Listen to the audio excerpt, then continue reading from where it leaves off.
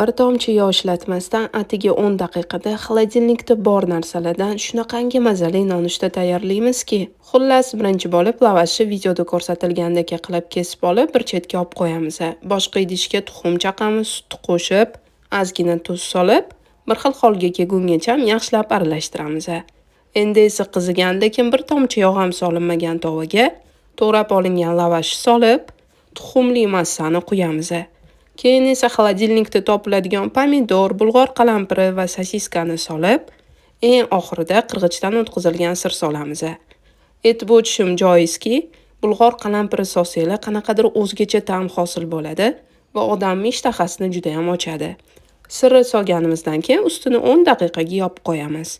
10 daqiqadan keyin ta'bga ko'ra ko'katlar bilan bezatib, dasturxonga tortsak bo'ladi va hech qanaqa tovaga ham yopishib qolmaydi.